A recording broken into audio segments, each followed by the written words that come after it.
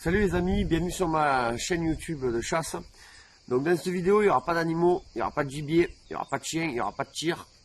On va se faire chier quand même, mais bon, il faut passer par là, donc je vais essayer d'être bref. J'ai beaucoup de choses à dire, mais il va falloir que ça ne durera pas demi-heure quand même, sinon vous n'allez pas regarder la vidéo. Donc il y a 15 jours, je suis allé chasser à l'approche dans le Médoc et j'ai pris le train pour y aller. Et 5 heures de train, c'est long. Donc du coup, il a fallu que je discute avec les gens qui étaient à côté de moi. Voilà. Et donc, première personne qui était à côté de moi, c'était un homme d'une 45 ans, on va dire, aux alentours. Et il faisait du vélo. Il avait un casque, il était habillé pour faire du vélo. Donc du coup, usager de la nature. Donc du coup, j'étais obligé de lui poser cette question. Que pensez-vous de la chasse? Ça fait un peu un film suspense ou à la fin d'un épisode de Plus belle la vie. Vous voyez ce que je veux dire, que ça aurait pu être ça. Et donc, je savais pas où j'allais aller. Donc, il commence par me dire mes deux filles ne mangent plus de viande. Je me suis dit, ça va être trop long la discussion. Donc, après, il m'a dit que voilà, il travaillait dans la communication. Et que le bien-être animal, depuis les 5 dernières années, voilà, ça monte en flèche et c'est une des principales causes de l'humanité, le bien-être animal. Voilà. Donc, il n'y a plus la famine pour les hommes, il n'y a plus la pollution, il n'y a plus tout ça, ça y est plus, les guerres et tout ça, c'est le bien-être animal. Alors tant mieux, c'est bien, hein, parce qu'il y en a qui maltraitent les animaux et ça c'est intolérable. Mais voilà. Donc il m'a dit, moi je vous conseille, hein, c'est de beaucoup communiquer sur la chasse. Il m'a dit, je vais être sincère avec vous, il y a certains modes de chasse que je ne comprends pas, vraiment pas du tout, qui sont arriérés pour moi, et donc voilà, bon après il a donné son avis, c'était vraiment ce que je voulais, quoi. Après il m'a dit, vous voyez bien que ça a changé, il m'a dit, nous, quand on était jeunes, on allait au zoo, au cirque, on était contents, et c'est vrai que maintenant, même moi le premier, quand je vois un cirque et que je me dis que voilà, ce tigre ou ce lion, il est enfermé toute l'année dans une cage pour qu'on le voie les 5 minutes, voilà, c'est pas terrible. Donc voilà, donc il m'a dit vraiment, il faut que vous communiquiez. Et donc c'est ce qu'il faut qu'on fasse, c'est qu'on communique vraiment sur la chasse, mais sur toutes les parties de la chasse. Il ne faut pas qu'on se cache. Les tableaux de chasse, il n'y a pas de souci, on peut les mettre. Mettez des beaux tableaux de chasse. Mettez pas des tas d'animaux ensanglantés. Mais il faut montrer quand même que la chasse, s'il y a beaucoup d'animaux, c'est que la chasse sert. Voilà. C'est ça aussi. Mais il faut montrer aussi que la chasse, c'est l'été quand on va donner à boire aux animaux. C'est après la chasse, c'est les repas de chasse, c'est comment dépecer son gibier, c'est le préparer, le manger, c'est ça qu'il faut montrer aussi. Il ne faut pas que montrer, malheureusement, il y a beaucoup qui sont actifs sur les réseaux. Chaque fois qu'ils tuent quelque chose, ils mettent une photo, mais après ils parlent de rien. Et c'est dommage, hein, il faut mettre des photos de voilà, quand on est dans la nature, dans les bois, qu'on arrive à voir du gibier ou des animaux, des espèces non chassées qu'on peut approcher, tout ça, c'est quand même, pour moi c'est très important et très agréable aussi de pouvoir partager cela. Donc voilà, donc lui, on a parlé pendant un moment et il m'a dit honnêtement, moi si demain on me demande si je suis pour ou contre la chasse, je dirais que je suis contre la chasse. C'est légitime pour lui de dire, il m'a dit, moi j'ai aucun chasseur dans mon entourage, voilà, mes filles elles mangent plus de viande, mais les garçons ils commencent à venir un peu pareil. Il me dit voilà, après moi j'ai jamais eu trop de soucis en vélo avec les chasseurs honnêtement, mais il me dit voilà. Donc voilà. Donc il était content parce que du coup il fallait qu'il parte à la gare d'après, donc on a parlé quand même 40-45 minutes. Et là il arrive une jeune femme de 30 ans, avec encore un sac à dos, une tente, un casque de vélo. Je dis c'est le défilé aujourd'hui. Donc du coup on parle 2 minutes, j'y garde son sac pour qu'elle aille vérifier un peu son vélo de temps en temps. Et puis j'étais obligé de lui poser cette question. Qu'est-ce que vous pensez de la chasse? Et donc d'entrée elle me répond comme ça. Moi je comprends pas le plaisir que vous avez à tuer un animal. Là je me suis dit ça va être encore plus long que la discussion d'avant. Hein. Et en fait, j'ai dit, c'est difficile à expliquer. Je dis, moi, personnellement, je sais pas vous, moi, les gars, mais moi je prends pas un plaisir à tuer un animal. Je pourrais pas, je prendrais pas du plaisir où je serais content d'avoir fait un joli tir, d'accord, ça je le nie pas, mais après de donner la mort à un animal, voilà, c'est pas le plus kiffant dans la chasse pour moi. Pour moi, c'est voilà, c'est être dans les bois, entendre des chiens. Après, manger sur un gibier qu'on a prélevé, ça c'est bien. Voilà, moi, je vais pas vous mentir. Moi, quand je mange un gibier que j'ai chassé, c'est quand même voilà, ça c'est la fin de la partie de chasse, quoi. La fin de la partie de chasse, c'est pas quand on a tué l'animal, c'est quand on le mange. Et après, il faut pas se voiler la face, hein, parce que vous ne chassez pas, il n'y a pas tous les non-chasseurs et tous les anti-chasses qui sont véganes ou végétariens. Donc du coup, vous contribuez à la mort d'animaux indirectement. C'est pas vous qui les tuez, mais je veux dire, quand vous mangez du jambon sous vide, vous avez quand même été là pour tuer un cochon qui s'est jamais levé de toute sa vie et qui a vécu dans 1 m² toute sa vie. Donc quand même, voilà, il faut pas non plus se voiler la face, autant les chasseurs que les anti-chasses qui mangent de la viande. Bon, c'est une petite parenthèse. Donc du coup, après, donc j'ai parlé avec cette dame qui était vraiment très sympa et très... cette jeune femme, dame elle avait pris 20 ans, cette jeune femme. Et après, du coup, donc j'ai expliqué aussi que c'était les chasseurs qui payaient les dégâts.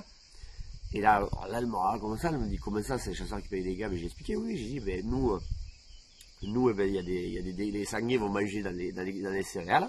Et après, ça fait tant de dégâts. Et donc, et ben après, on doit payer. Elle me dit, mais c'est pas normal. Ah ben, j'ai dit, oui, c'est pas normal, mais c'est comme ça. C'était comme ça. Bon, après, j'ai expliqué que c'était des lois il y a 40 ans en arrière, où il y avait beaucoup de paysans chasseurs. Dans les fédérations, il y avait beaucoup de chasseurs et d'agriculteurs qui dirigeaient. Donc, ils ont fait une loi qui a plus lieu d'être maintenant, vu que les dégâts ont explosé, peut-être multipliés par 1000, donc, ou par 100 du moins. Donc, du coup, voilà. Mais bon, cette loi elle est là, on verra bien si elle change un jour. Donc du coup j'ai expliqué ça, du coup elle m'a dit que c'est vraiment n'importe quoi. Donc après j'ai expliqué vraiment tout ce que c'était la chasse, de A à Z. On a parlé quand même pendant plus de 2 h 15. Elle avait une tête comme ça à la fin. J'ai dit, vous êtes sûr que je vous soude pas? Non, elle me dit non, ça m'intéresse, je connais rien à la chasse, ça me fait plaisir de discuter avec vous pour apprendre. Donc du coup voilà. Et moi aussi ça m'a fait plaisir de voir des gens qui avaient... peut-être un a priori sur la chasse, elle avait pas trop d'avis, elle m'a dit je suis ni pour ni contre la chasse, elle m'a dit je suis ni pour ni contre la chasse, mais de pouvoir discuter pendant 2 heures sans s'insulter, pouvoir répondre à ces questions et tout ça, je trouvais cet échange vraiment très très très enrichissant. Et encore une fois, donc il faut qu'on communique, parce que voilà, là par exemple l'histoire de payer les dégâts, elle était vachement étonnée, elle m'a dit mais c'est pas possible que vous payiez les dégâts, tout ça. Et ça il faut qu'on le dise, parce que c'est bien beau de dire que la chasse ça sert à rien. Il y a des animalistes et des anti-chasses qui disent ouais la chasse ça sert à rien, la nature se régule toute seule, pardon. Ok, mais qui c'est qui va payer les dégâts? C'est tous ces animalistes, ces anti-chasses sur les réseaux sociaux. Ça fait 80 millions d'euros par an, il va falloir en vendre des livres ou avoir des grosses cagnottes les gars. Enfin bref, voilà. Moi ce que je veux que les gens qui n'aiment pas la chasse savent pourquoi ils ne l'aiment pas. Voilà. Tout le monde ne peut pas aimer la chasse, chacun a ses avis. Moi j'aime pas les corridas par exemple. Mais voilà, après les gens ils font ce qu'ils veulent, du moins qu'ils font une activité qui est autorisée en France, ils sont pas hors la loi, donc voilà, chacun est libre, la liberté d'expression, libre de faire son choix, d'aimer les pratiques qu'il aime. Voilà, moi ce qui m'énerve un peu dans les anti-chasses, c'est qu'ils veulent nous imposer leur façon de parler. C'est comme si moi par exemple je suis en train de chasser, il y a un promeneur qui arrive, je dis viens voir toi, qu'est-ce qu'il y a? Prends mon fusil, et dès que tu vois passer un sanglier, tu le tires. Ben, c'est un peu rigolo ce que je viens de dire, mais c'est ça. C'est la vérité. Donc du coup, voilà, vous aimez pas la chasse, il n'y a pas de problème. Mais venez pas nous imposer, à nous, qu'il faut qu'on arrête la chasse. Non, non. Et surtout, ne mentez pas quand vous dites les choses. Vous dites toute la vérité. Par exemple, on va parler, faire une petite parenthèse, mais je suis obligé d'y venir. On va parler à la chasse le dimanche. Non à la chasse le dimanche. Je vais je vais vous expliquer brièvement la chasse le dimanche, si on chasse et si on ne chasse pas. Donc, si les chasseurs chassent, dans une commune, la battue, elle occupe à peu près un quart de la 25% de la commune. Ça veut dire que vous pouvez aller promener sur 75% de la commune. sans qu'il y ait de battu, de chasseurs avec tir à balle, donc c'est pas dangereux. Et vous pouvez aussi vous promener là où il y a la battue, parce qu'il y a des gens qui promènent dans la battue. Moi, j'ai jamais interdit personne de passer dans une battue, d'aller promener, enfin voilà. Donc vous avez en théorie donc 75% et même 100% de la commune pour vous promener. Et c'est gratuit. De nos jours, il n'y a pas grand chose qui est gratuit quand même, donc il faut le retenir. Maintenant, il faut bien expliquer les choses, parce que moi je veux bien qu'il n'y ait plus la chasse le dimanche, mais il faudra que tout le monde sache qu'est-ce qu'il va y avoir en contrepartie s'il n'y a plus de chasse le dimanche. Nous, on paye à peu près 80 millions d'euros de dégâts par an. On chasse samedi et dimanche. On ne va pas compter la semaine. La semaine, il y a des gens qui posent des congés, il y en a qui ne peuvent pas poser de congés. On va parler samedi et dimanche. Donc, on a 2 jours de chasse dans le week-end. Si on vous laisse un jour pour aller promener, il n'y a pas de problème. Par contre, il va falloir diviser par 2 la note. Vous comprenez bien, on ne va pas payer. Vu qu'on ne peut pas chasser 2 fois, il va falloir diviser la note par 2. Donc, du coup, il y aura 40 millions d'euros.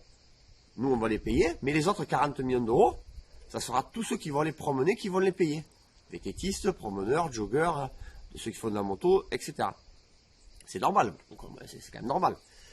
Donc, je ne sais pas comment ça sera peut-être une carte à la commune que vous prendrez à votre commune, 100 € par personne ou 50 € par famille, je ne sais pas, je dis des chiffres, je ne sais pas du tout. Hein. 40 millions ça fait, en sachant qu'il y aura beaucoup plus de sangliers, parce qu'il y aura beaucoup plus de dégâts aussi. Puis en plus de ça, vu qu'on doit chasser à moitié, vous viendrez aussi nous aider à clôturer les terres l'été, pour limiter les dégâts, vu que vous serez là pour les payer aussi. Donc vous voyez, ça engendre plein de choses. Mais après, c'est pas tout. Donc si on ne chasse pas, ça sera payant d'aller promener dans les bois. Alors que quand on chasse, c'est gratuit. Et en plus de ça, sur une commune, il y a à peu près 1/4 de communal et 3/4 de privé. Et dans ces 3/4 de privé, 75% de privé, il y a à peu près 80%, c'est des agriculteurs qui sont pour la chasse et c'est des chasseurs qui sont pour la chasse. Donc ça fait à peu près 60% de la commune qui sont pour la chasse. Vous comprenez bien que si demain on interdit la chasse le dimanche, ces personnes ne voudra qu'il y ait personne qui vienne dans leur propriété, ce qui est normal. Donc ça voudra dire que vous n'aurez que 40% pour aller promener. Donc je vous fais le débrief rapide. Si on chasse le dimanche, vous pouvez aller vous promener dans les bois gratuitement et vous avez 75% de la commune qui n'a pas de chasseurs avec des tirs à balles et vous pouvez aller dans 100% de la commune si vous avez envie. Si on ne chasse pas le dimanche, vous n'aurez que 40% de la commune à aller promener, c'est-à-dire la moitié moins de terrain pour aller promener, et ça sera payant. Donc voilà. Après, si vous êtes pour ça, il n'y a pas de souci, mais il faudra assumer les conséquences derrière. Voilà. Donc ça, c'est les 2 premières personnes que j'ai pu croiser à l'aller. Et au retour, il y avait un jeune à côté de moi, il jouait, je sais pas ce qu'il faisait, il avait l'air intéressant, en plus ça, j'étais coincé. Je me suis mis sur une table à 4 à côté, là, j'ai demandé, bien sûr. Avec mon ordi, je faisais des montages. Et là, il y avait un petit entre 10 et 12 ans avec sa maman. Et du coup, on vient parler il vient me parler d'animaux et il me dit, tu sais, moi, mon animal préféré, c'est l'ours parce qu'il sait nager, il sait grimper et il sait courir. J'ai dit, c'est sûr que l'ours, c'est un joli animal. Et j'ai dit, mais il y a d'autres animaux qui savent faire tout ça, hein, surtout nager. Quasiment tous les animaux savent nager, tout ça, donc on a un peu parlé. Et après, au bout d'un moment, il me dit, ah, c'est quoi ça? Parce que c'est sur ton t-shirt et c'est sur ton sac à dos. Et j'ai dit, je fais des vidéos sur YouTube. Alors de suite, il me dit, ah ouais, c'est bien et tout ça. Ben, j'ai dit, mais les vidéos, ça risque de pas te plaire. Parce que j'ai dit, je fais des vidéos de chasse. Et là, d'un coup, il me dit, ouais, trop bien et tout ça. Alors sa mère à côté, elle me regarde, genre, ah bon, il aime la chasse. Et du coup, il me dit, ah, moi par contre je pourrais pas être chasseur. Alors j'ai fait, alors dans ma tête je me suis dit, ouais, parce qu'il veut me dire qu'il pourrait pas tuer un animal.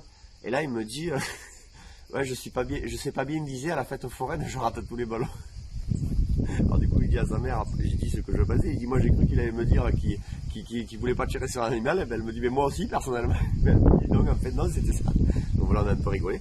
J'ai montré des vidéos, pas de chasse, pas d'action de chasse, mais des vidéos où je donne à boire aux animaux, où les animaux viennent la nuit et tout ça.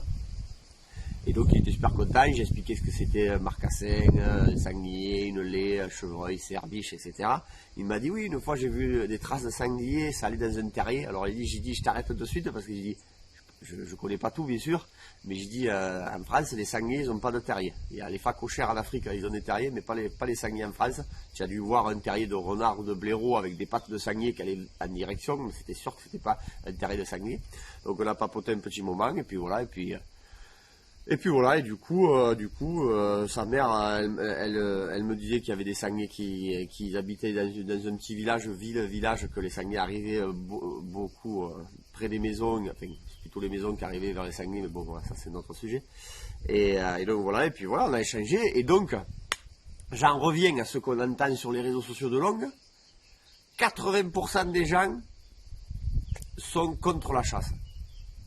Et bien moi j'ai parlé à 4 personnes. Il y avait peut-être le premier qui m'a dit s'il y avait un sondage, il était pour ou contre.